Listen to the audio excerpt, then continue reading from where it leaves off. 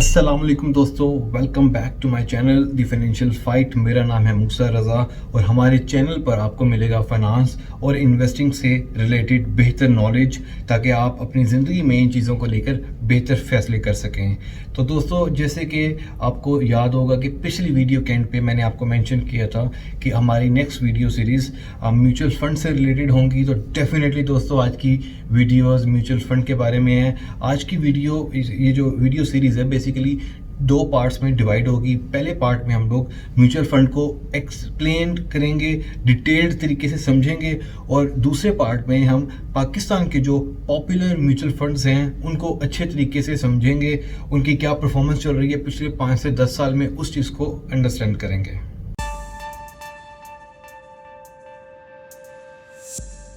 तो चलिए दोस्तों, समझते हैं म्यूचुअल फंड को। लेकिन उससे पहले ज़रा बात करते हैं कि इसकी ज़रूरत क्यों आई, क्यों इतने ज़्यादा म्यूचुअल फंड्स हैं आज की दुनिया में, पाकिस्तान में भी और पाकिस्तान से बाहर भी।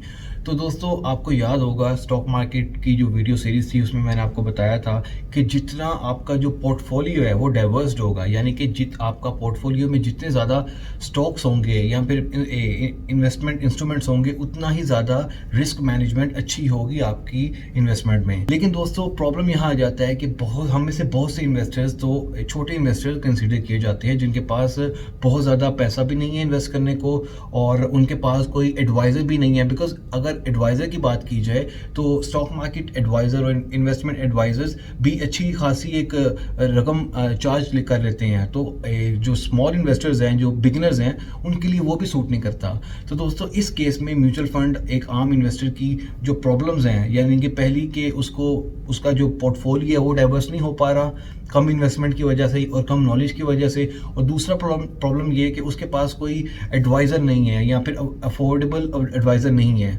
तो दोस्तों, ये दोनों मुश्किलात जो हैं वो म्यूचुअल फंड हल कर देता है। पहली कैसे हल करता है कि दोस्तों, म्यूचुअल फंड होता क्या है बेसिकली।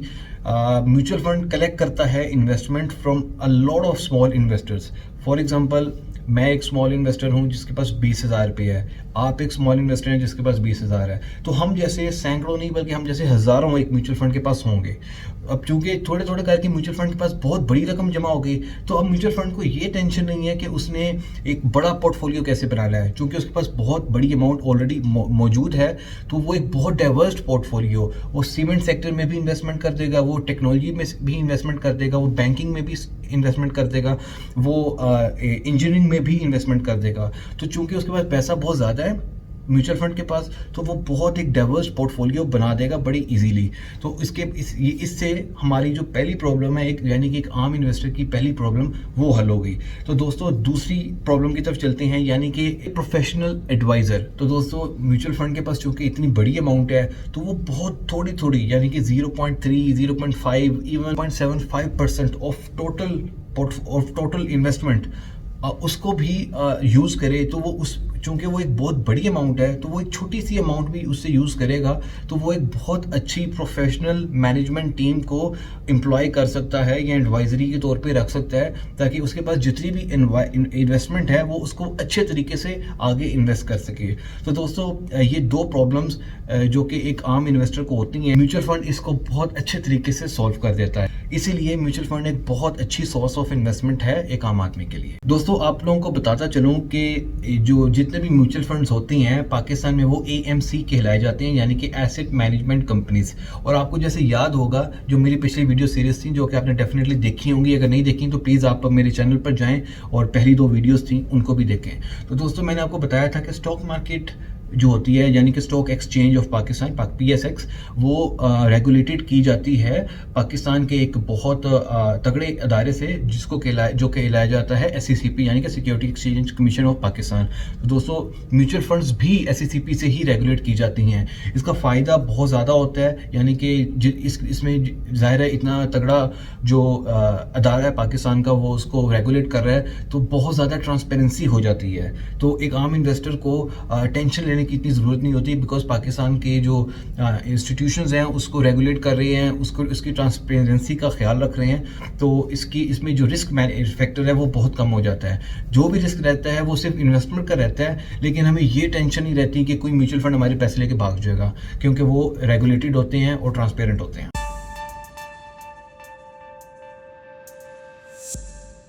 अच्छा दोस्तों, आप लोगों को बताता ये भी चलूँ कि जैसे कि स्टॉक मार्केट की वीडियो सीरीज़ में मैंने आपको बताया था कि आप किस तरह से स्टॉक मार्केट से अर्न करते हैं, यानी कि वो किस तरीके से आपको पैसे मिलते हैं या प्रॉफिट मिलता है या अर्निंग मिलती है।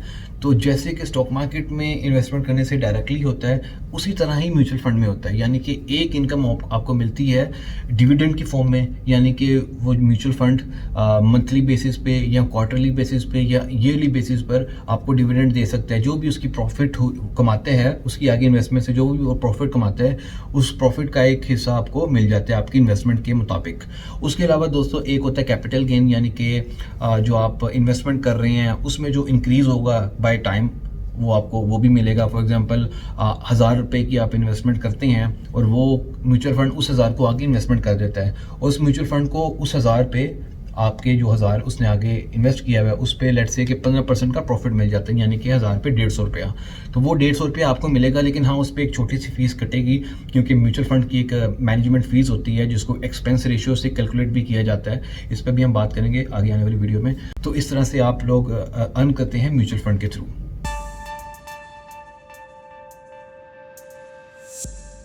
दोस्तों, why should we invest in mutual fund instead of directly investing into stock market? तो दोस्तों, जैसे कि मैंने आपको 2 रीजंस दी, और जो कि 2 बहुत इंपॉर्टेंट रीजंस हैं। पहली तो ये है कि म्यूचुअल फंड में जब आप इन्वेस्ट करते हैं तो म्यूचुअल फंड उसको बेहतर तरीके से जो पोर्टफोलियो मैनेजमेंट कर लेता है, बिकॉज आपके पास इतनी बड़ी अमाउंट नहीं होती कि आप बहुत एक डाइवर्स पोर्टफोलियो बना दें। तो लेकिन म्यूचुअल फंड को ये प्रॉब्लम नहीं होता, जैसे कि अभी वीडियो के शुरू में आपको मैंने बताया था।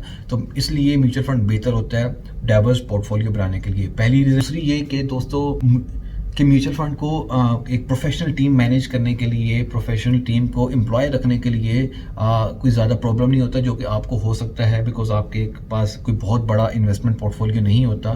तो उसको उसके लिए अलग से मैनेजमेंट रखना एक फिजिबल चीज़ नहीं है, लेकिन म्यूचुअल फंड के लिए फिजिबल होता है। इसलिए भी म्यूचुअल फंड बेहतर ऑप्शन है instead of directly investing into stock market. तो दोस्तों, इस टाइम आप मेरी म्यूचुअल फंड पर बनी वीडियो सीरीज़ देख रहे हैं। अगर आपको लगता है कि जो इन्फॉर्मेशन रिसर्च की बेस पर मैं आपको प्रोवाइड कर रहा हूँ ज़रा सा भी फ़ायदेमंद है, आपको वैल्यू एडिशन का काम कर रही है, तो दोस्तों प्लीज़ इस वीडियो को लाइक करें, इस चैनल को सब्सक्राइब करें। ये लाल बटन जो है नज़र आ रहा होगा आपको नीचे, इसको दबाएं और इस वीडियो को ज़्यादा से ज़्यादा शेयर करें, ताकि आप अपना भी फ़ायदा करें, अपने दोस्तों का जो कि अच्छी एक इनकम कमा रहे हैं और उनके पास थोड़ा सा भी मार्जिन है सेविंग्स का, तो उस सेविंग्स को घर में ना रखें, क्योंकि अगर वो पैसे घर में पड़े रहेंगे तो आपके मुल्क का कोई फ़ायदा नहीं होगा। लेकिन अगर वो पैसे इन्वेस्ट किए जाएंगे डिफरेंट जगह पे, स्टॉक मार्केट में, म्यूचुअल फंड में, गवर्नमेंट बॉन्ड्स में, डिफरेंट जगह पे अगर वो इन्वेस्ट किए जाएंगे, इवन के बैंक में फिक्स्ड डिपॉजिट भी होंगे, तो मुल्क का कुछ ना कुछ फ़ायदा होगा। क्योंकि जब ये पैसे बैंक में चले जाते हैं या इन्वेस्टमेंट में चले जाते हैं, तो मुल्क में जो मौशी कारोबार जितने भी चल रहे हैं ये उसमें जाके इन्वॉल्व हो जाते हैं और मुल्क को भी फ़ायदा पहुँचता है और आपको भी पहुँचता है। तो दोस्तों, ये वीडियो ज़्यादा से ज़्यादा शेयर करें, अपने दोस्तों को, अपनी फैमिली मेम्बर्स को, रिश्तेदारों को, सबको शेयर करें, ताकि ज़्यादा से ज़्यादा लोगों का फ़ायदा हो सके। तो दोस्तों, म्यूचुअल फंड की बहुत सारी कैटेगरीज होती हैं, यानी कि आप जब किसी म्यूचुअल फंड में इन्वेस्ट करने जाते हैं तो डिपेंड करता है कि वो म्यूचुअल फंड किस किस्म का है। फॉर एग्जांपल, पाकिस्तान में कुछ 6-7 किस्म की कैटेगरीज हैं, जिनमें से जो मोस्ट पॉपुलर्स हैं मैं वो डिस्कस करता हूँ आपके साथ। तो पहले नंबर पर आ जाता है इक्विटी फंड, यानी कि इक्विटी स्कीम, यानी कि ये वो फंड, ये उस कैटेगरी के फंड्स हैं जो कि स्टॉक मार्केट में इन्वेस्टमेंट करते हैं और स्टॉक मार्केट से बाहर इन्वेस्टमेंट नहीं करते। यानी कि जब भी आप इन्वेस्टमेंट इस कंपनी में, म्यूचुअल फंड में अपने पैसे डालते हैं, तो ये डायरेक्टली उस पैसे को स्टॉक मार्केट में इन्वेस्ट करता है। स्टॉक मार्केट से बाहर कहीं भी दूसरी जो ऑप्शंस होती हैं, जैसे कि गोल्ड में इन्वेस्ट कर सकता है कोई म्यूचुअल फंड, वो इक्विटी फंड गोल्ड में नहीं इन्वेस्ट करता। इसी तरह इक्विटी फंड किसी किस्म की गवर्नमेंट बॉन्ड्स में इन्वेस्टमेंट नहीं करता। इक्विटी फंड किसी किस्म की कॉर्पोरेट बॉन्ड में नहीं इन्वेस्ट करता। इक्विटी फंड किसी किस्म के सुकूक, यानी कि जो शरिया कंप्लाइंट बॉन्ड्स होते हैं, उनमें भी इन्वेस्टमेंट नहीं कर सकता, क्योंकि ये इस कैटेगरी का होता है इक्विटी का, या तो सिर्फ ये स्टॉक मार्केट में ही इन्वेस्टमेंट करेगा, उसके अलावा कहीं इन्वेस्टमेंट नहीं करेगा। उसके बाद दोस्तों बारी आ जाती है इनकम फंड की। तो दोस्तों, इनकम फंड ऐसी कैटेगरी है, यानी कि इनकम स्कीम एक ऐसी कैटेगरी है म्यूचुअल फंड की, जो कि सिर्फ उन जगहों पर इन्वेस्टमेंट करता है जहां से आपको वो फिक्स डिपॉजिट का रिटर्न दे सके। यानी कि वो इन्वेस्टमेंट करेगा गवर्नमेंट बॉन्ड्स में, जो एक स्पेसिफिक टाइम पीरियड के लिए होती हैं गवर्नमेंट बॉन्ड्स। वो कॉर्पोरेट बॉन्ड्स में भी इन्वेस्टमेंट करता है जो कि स्पेसिफिक टाइम के लिए होती हैं। सुकूक पे भी इन्वेस्टमेंट करता है। इसके अलावा वो फिक्स डिपॉजिट भी करता है। उन तमाम जगह पर वो इन्वेस्टमेंट करता है इस कैटेगरी का म्यूचुअल फंड, यानी कि इनकम कैटेगरी का, इनकम स्कीम कैटेगरी का म्यूचुअल फंड, जो जहाँ से वो आपको रिटर्न दे सके डिविडेंड की फॉर्म में। इसके बाद दोस्तों बारी आती है money market index, money market fund की, यानी कि मनी मार्केट स्कीम की। तो दोस्तों इस कैटेगरी के जो म्यूचुअल फंड्स होते हैं इनका focus short term fix income में रहता है। चूंकि इनका focus short term fix income में रहता है तो इनकी जो रिटर्न होती है वो बहुत ज़्यादा नहीं होती, लेकिन इनकी चूंकि शॉर्ट टर्म में होती है तो आपको छोटी इनकम मिलती है, छोटा रिटर्न मिलता है, लेकिन बहुत कम टाइम पीरियड में आपको वो रिटर्न मिल जाता है। इसके अलावा ये लो रिस्क भी होते हैं, बिकॉज ये सिर्फ सिक्योरिटी, गवर्नमेंट सिक्योरिटीज़ में, गवर्नमेंट बॉन्ड्स, यहाँ पे कॉर्पोरेट बॉन्ड्स, इस तरह की इन्वेस्टमेंट इंस्ट्रूमेंट्स में इन्वेस्ट करते हैं, तो इसलिए रिटर्न लो होता है, लेकिन इसकी वजह से उनका जो रिस्क है वो भी बहुत लो होता है। इसके बाद दोस्तों एक और बहुत इंपॉर्टेंट म्यूचुअल फंड कैटेगरी है जिसको शरिया कंप्लाइंट स्कीम या फिर शरिया कंप्लाइंट कैटेगरी भी कहा जाता है। तो दोस्तों ये वाले जो इस कैटेगरी के जो म्यूचुअल फंड्स हैं वो सिर्फ और सिर्फ उन कंपनीज़ में या फिर उन सिक्योरिटीज़ में या फिर उन सुकूक बेसिकली, जैसे कि मैंने आपको बताया, जिस तरह से गवर्नमेंट बॉन्ड होता है उसी अगर वो गवर्नमेंट बॉन्ड शरिया कंप्लाइंट के मुताबिक हो तो उसको सुकूक कहते हैं और ये पूरी दुनिया में यूज़ होता है। तो दोस्तों ये जो म्यूचुअल फंड की कैटेगरी है वो ये सिर्फ और सिर्फ उन जगह पे इन्वेस्ट करेगी जो कि शरिया कंप्लाइंट के मुताबिक होंगे। अब ये शरिया कंप्लाइंट के मुताबिक स्टॉक मार्केट पर लिस्टेड कुछ कंपनीज भी हो सकती हैं, ये सुकूक भी हो सकते हैं, यानी कि शरिया कंप्लाइंट बॉन्ड्स, और इस तरह की तमाम इन्वेस्टमेंट्स जो कि शरिया कंप्लाइंट के मुताबिक होंगी, ये म्यूचुअल फंड कैटेगरी सिर्फ वहाँ पर इन्वेस्ट करेगा। अच्छा, एक और कैटेगरी भी है म्यूचुअल फंड की जिसको बैलेंस्ड स्कीम कहा जाता है। अब ये जैसे कि नाम से जाहिर हो रहा है बैलेंस्ड, सो ये दोस्तों बैलेंस रहता है। ये फिक्स्ड इनकम भी इसका फोकस रहता है, इसके अलावा इक्विटी। तो शुरू में मैंने आपको जो दो फंड बताए, इक्विटी कैटेगरी और इनकम कैटेगरी, तो इन दोनों के कॉम्बिनेशन से बैलेंस कैटेगरी बनती है कि इस कैटेगरी की जो म्यूचुअल फंड्स हैं उनका उधर फोकस भी रहता है जहाँ पे लॉन्ग टर्म गेन उनको मिल रहा हो, लॉन्ग टर्म ग्रोथ हो रही हो, और उस जगह पर भी रहता है जहाँ पे उनको शॉर्ट टर्म इनकम भी मिल रही हो डिविडेंड्स की फॉर्म में मोस्ट ऑफ द टाइम। तो ये तमाम जो म्यूचुअल फंड की कैटेगरीज मैंने मेंशन की है, ये जो इंपॉर्टेंट कैटेगरीज हैं वो हैं। इसके अलावा भी कुछ कैटेगरीज हैं जो कि इतनी ज़्यादा पॉपुलर नहीं है, तो वो आगे आने वाली वीडियोस में कभी डिस्कस कर लेंगे, लेकिन जो इंपॉर्टेंट वाली थी वो मैंने आपसे डिस्कस कर ली।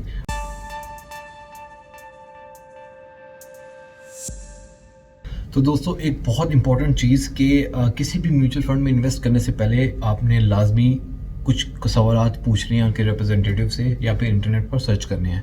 वो सवाल क्या है दोस्तों? सवाल, सबसे पहला सवाल जो ये आ जाता है कि उस म्यूचुअल फंड का गोल क्या है, यानी कि क्या वो म्यूचुअल फंड, अच्छा ये जो गोल होगा उसकी कैटेगरी से वाजे हो जाएगा आपको, लेकिन फिर भी आप ये सवाल कर सकते हैं। अगर आपका ये फोकस है और आपको ये गोल है कि मैं जो इन्वेस्टमेंट कर रहा हूँ वो 5 से 10 साल के लिए है, तो फिर आप उस म्यूचुअल फंड की कैटेगरी में और उस म्यूचुअल फंड में इन्वेस्ट करें जिसके साथ आपका गोल मैच होता हो। उसके अलावा दोस्तों आपने उनकी उस म्यूचुअल फंड की परफॉर्मेंस देखनी है कि वो पिछले 5 से 10 साल में उसने अपने इन्वेस्टर्स को क्या परफॉर्मेंस दी है। क्या वो परफॉर्मेंस जो उस म्यूचुअल फंड ने अपने इन्वेस्टर्स को दी है वो मार्केट से ऊपर है, मार्केट के बराबर है या मार्केट के नीचे है। तो अगर तो वो मार्केट से बिल्कुल नीचे है तो फिर इतना फ़ायदा नहीं नज़र आता उस म्यूचुअल फंड में इन्वेस्ट करने को। लेकिन अगर वो मार्केट को कम्पीट कर रहा है और मार्केट से ऊपर उसकी रिटर्न है पिछले 5-10 सालों में, और शायद अगर आप चाहें तो उससे पिछली परफॉर्मेंस भी देख सकते हैं, अगर उसकी परफॉर्मेंस अच्छी है और आपके लिए एक्सेप्टेबल है, यानी कि आपको लगता है कि यार ये मार्केट को कम्पीट कर रहा है या मार्केट से ऊपर इसकी परफॉर्मेंस जा रही है, तब आप डेफिनेटली उसमें इन्वेस्ट कर सकते हैं। एज फार एज कि आपका जो गोल है, आपकी जो पर्पस है इन्वेस्टमेंट म्यूचुअल फंड में इन्वेस्टमेंट का, वो उस कैटेगरी से मिलता हो और उस म्यूचुअल फंड के गोल से मिलता हो आपका गोल। इसके बाद दोस्तों एक सवाल आता है कि who manages the mutual fund, यानी कि म्यूचुअल फंड का प्रमोटर कौन है, म्यूचुअल फंड किसने स्टार्ट किया और उसको मैनेज कौन करता है। पाकिस्तान में दोस्तों बताता चलूँ कि मोस्ट ऑफ द बैंक्स जो हैं वो म्यूचुअल फंड मैनेज करते हैं, उन्होंने म्यूचुअल फंड्स अपनी पब्लिक के लिए खोले हुए हैं। लेकिन बैंक्स के अलावा भी कई म्यूचुअल फंड्स हैं, तो मेरा आपको सजेशन यही है कि आप उन्हीं म्यूचुअल फंड्स में जाएँ जिनको कोई स्ट्रॉन्ग ऑर्गेनाइजेशन या स्ट्रॉन्ग बिजनेस बैक करता हो, यानी कि उसकी बैक पे कोई बड़ा बैंक हो या फिर बड़ा फाइनेंशियल इंस्टीट्यूशन हो, और या फिर अगर कोई इंडिविजुअल भी हो तो वो एक रेप्यूटेबल बंदा हो जो उसको जिसने उसको स्टार्ट किया और जो उसको मैनेज करता हो। लेकिन आपने उनसे पूछने के साथ साथ दोस्तों खुद भी रिसर्च करनी है। इंटरनेट का ज़माना है, गूगल में आपको सब कुछ मिल जाता है, तो उनसे भी पूछें ये तमाम सवालात। और आपके ज़हन में और भी कुछ सवाल आते हैं तो उनसे पूछें, लेकिन उसके साथ साथ दोस्तों अपनी भी रिसर्च करें। इंटरनेट पर जाएं, उस कंपनी का नाम सर्च करें, उसकी रिपोर्ट्स निकालें। इंटरनेट पर अवेलेबल होगा सब कुछ, तो खुद भी रिसर्च करें और उनसे भी पूछें। जब दोनों का कॉम्बिनेशन होगा उसकी बेस पर आप सिलेक्ट करेंगे कि जी ठीक है, ये म्यूचुअल फंड मेरे लिए और मैं इसमें इन्वेस्ट करना चाहता हूँ।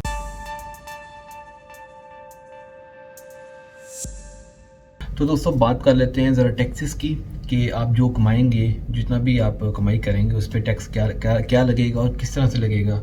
तो आपको बताता चलूँ कि अगर आपकी जो म्यूचुअल फंड में इन्वेस्टमेंट है वो 1 साल से कम के लिए है, यानी कि मैक्सिमम 1 ईयर टाइम पीरियड और उससे कम, तो फिर आप पे 12.5% की टैक्सेबल इनकम इम्प्लीमेंट होगी। और अगर आपकी जो इन्वेस्टमेंट है वो 1 साल से ज़्यादा के लिए, यानी कि 1 साल से ज़्यादा और 2 साल से कम, 2 साल या 2 साल से कम, तो फिर आपकी जो टैक्सेबल इनकम है वो कम हो जाती है और आप पे तकरीबन 10% का टैक्स लगेगा टैक्सेबल इनकम पर। उसके बाद दोस्तों अगर आपकी जो इन्वेस्टमेंट है वो 2 साल से भी ज़्यादा की है, उसके ज़्यादा किसी भी 2 साल से ज़्यादा, बेशक 3 साल हो, 4 साल, 10 साल, अगर वो 2 साल से ज़्यादा की है तो दोस्तों ये सबसे अच्छी बात है, क्योंकि आपको देना पड़ेगा सिर्फ 0% टैक्स, यानी कि कोई टैक्स नहीं देना पड़ेगा। तो इसीलिए आपको शायद याद हो कि पिछली वीडियो अगर आपने नहीं देखी तो अभी जाके आप वीडियो देखें। आपको याद होगा कि मैंने पिछली वीडियो में कहा था कि इन इन्वेस्टमेंट्स को आप जितना लॉन्ग टर्म के लिए रखेंगे उतना ही आपके लिए बेहतर रहेगा। तो दोस्तों अगर आपकी इन्वेस्टमेंट 2 साल से ज़्यादा के लिए होती है तो 0% टैक्स, यानी कि कोई टैक्स नहीं देना, जो पैसा कमाएंगे वो आपका होगा। तो दोस्तों ये थी म्यूचुअल फंड वीडियो सीरीज़ का पहला पार्ट, जिसमें म्यूचुअल फंड को बहुत डिटेल में बताया। लेकिन मैं जानता हूँ अभी भी आपके जहन में बहुत से सवालात होंगे, बहुत क्वेश्चंस होंगे। तो दोस्तों नीचे ये जो कमेंट सेक्शन है, ये नज़र आ रहा है कमेंट सेक्शन, ये सिर्फ और सिर्फ आपके और मेरे लिए है। इसमें हम ढेर सारी बातें करेंगे। आपके जहन में जो जो सवालात आते हैं आप आएँ, कमेंट में लिखें, उसको पोस्ट करें और अपने दोस्तों को भी उधर टैग करें, उनको बुलाएं और डिस्कशन करें। एक अच्छी हेल्दी डिस्कशन स्टार्ट करते हैं नीचे कमेंट बॉक्स में। और अगर इससे वीडियो से रिलेटेड कोई भी सवाल हो आपको तो बिला झिझक आप क्वेश्चन पोस्ट करें। इंशाल्लाह मैं आपका जवाब लाजमी दूंगा, क्योंकि मैं सारे कमेंट्स खुद पढ़ रहा हूँ। ये था आज के लिए। मिलते हैं अगली वीडियो में, तब तक के लिए अपना ख्याल रखें, मुझे इजाज़त दें। अल्लाह हाफिज़।